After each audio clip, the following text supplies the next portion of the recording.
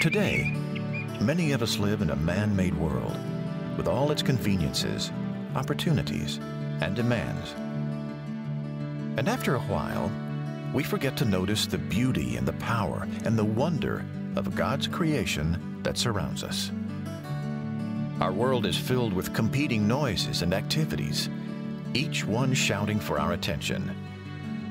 But slow down, refocus, and you'll be drawn to a harmony of voices that encircle the globe and gather from the farthest ends of the universe, proclaiming the glory of God, the designer and creator of everything we see and don't see.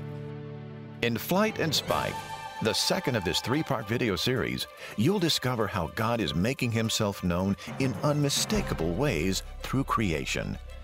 So come on, let's join Dr. Joe Martin and Dan the Animal Man on a spectacular journey from deep inside the earth to jungles and deserts and to the farthest reaches of space. In Creation Proclaims, Flight and Spike. Located in a remote part of northern Mexico is an amazing place called the Naica Crystal Caves. It's a magnificent display of the largest crystals known on Earth. But how were these crystals formed, and how long did it take? Are the Naica crystals evidence of evolution? Let's join Dr. John Morris, a geological engineer from the Institute for Creation Research, as he answers these and many other questions about this new discovery of Mexico's Crystal Palace. An amazing cavern full of crystals was found down in northern Mexico by a mining company. They were mining in the area, and as they were drilling a tunnel, they burst into a cavern. And as they got into the cavern, they found these huge crystals, some of them as big as a telephone pole, 30, 40 feet long or so, and several feet wide, just totally amazing. They were made of selenite, which is kind of a crystalline form of gypsum. And they had never seen a thing like this before. Everywhere they looked in the cave, it was just full of these crystals. It was just a magic place. They explored and have revealed it to the world, and everybody's just been aghast. We never even thought such a thing existed, never had been encountered before.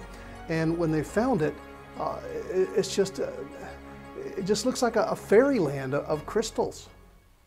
The cave itself is about 1,000 feet below the surface, but the fault goes way down, and there's a magma chamber down in there. It's molten rock. It's very hot. And so that heats the water. It comes back up. It's in the cave. And so this heat is necessary to, well, it keeps the gypsum in solution when it's very hot, but when it cools down just a little bit, there comes a place where it can precipitate out of the water and form this crystal. The crystal is formed as it's kind of like building brick on brick. Just as these molecules come out of solution, they build in a regular pattern due to the laws of chemistry and physics, and it builds this thing. And it, in this case, it's a linear feature. A lot of times selenite is in a planar feature. This is a linear spire of crystals. It's really quite amazing. They talk about the crystals being millions of years old, but they're forming just before our eyes. If you give them a chance, they'll form. And in this watery environment, this heated environment, they will form rapidly. They don't take long periods of time. It just takes the right conditions. In fact, you can make crystals in your laboratory if you've got the right solution with the right chemicals in it. And you know, it precipitates out of the solution and forms this crystal. If you've got the right conditions, they'll form rapidly. You know, crystals come in all kinds of shapes and all kinds of makeup. There are crystalline, some of the gems that people wear in jewelry, those are crystals. Those are natural crystals, and they may be cut and shaped to bring out their different facets, but they're natural gemstones. They're stones. Even diamonds, that's a crystalline form of carbon. Carbon, you know, usually is like coal is carbon, but a crystalline form of carbon is a diamond. But these diamonds are thought to be some of the oldest materials on planet Earth that are as old as the planet itself. Now, to an evolutionist, that's billions and billions of years.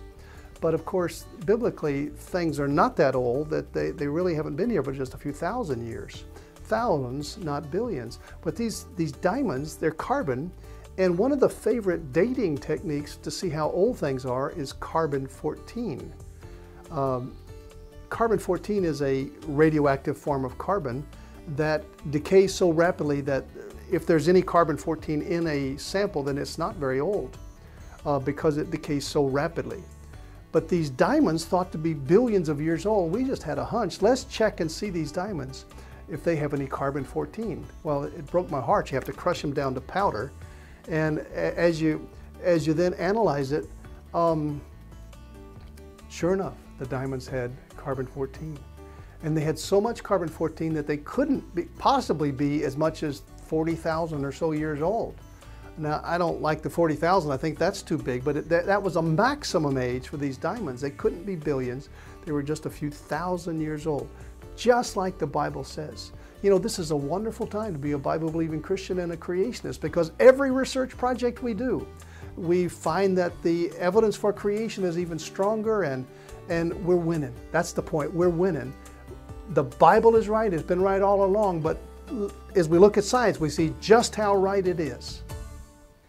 Crystals of different minerals, they're recognizable by the angles that they form and the patterns that they're in. By looking at these crystals, we can see that it's gypsum, and selenite is the name of the mineral.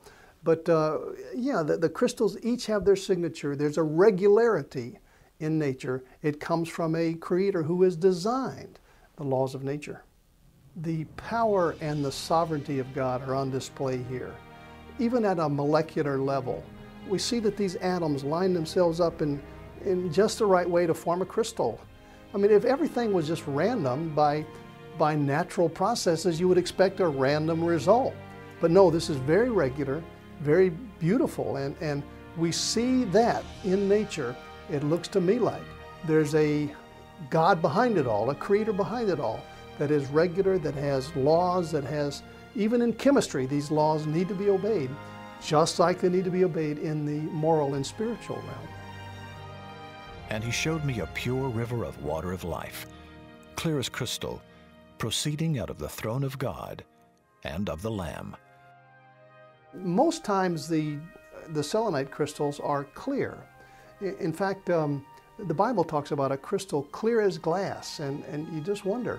In fact, those that found the mine, they said that the crystal spires were there, but the floor of it was almost like a tile floor. It was just a planar floor that was just clear, and they were walking on just almost like ice.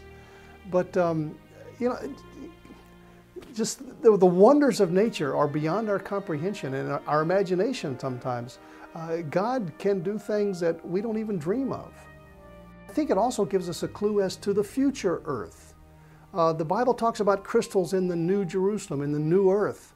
And, you know, will there be rooms like this? I mean, will there be these magic chambers that just thrill us? I don't know. But it does remind me that God has at His disposal options that we've never even dreamed of before, that we've never even thought of before. And here is this cave that was just an unknown phenomena, and yet here it is with modern limitations on the laws of physics and stuff. But without even the limitations, God has at His disposal processes and circumstances that will thrill us for all eternity. I'm sure as we get into it and understand Him and what He's done, we'll just be thrilled for all eternity. And he carried me away in the Spirit to a great and high mountain, and showed me that great city, the holy Jerusalem, descending out of heaven from God, having the glory of God. And her light was like unto a stone most precious, even like a jasper stone, clear as crystal. These crystals, in a very wonderful way, proclaim the glory of God. Just to see His majesty and His power. I mean, you know, He did this cave. He constructed this cave. He did it for us. I mean, nobody in a previous generation ever saw it. We never even dreamed it was there. But today we can see it, and we just step back and say, God, You're wonderful. You are great and greatly to be praised. And this cave just screams the glory of God.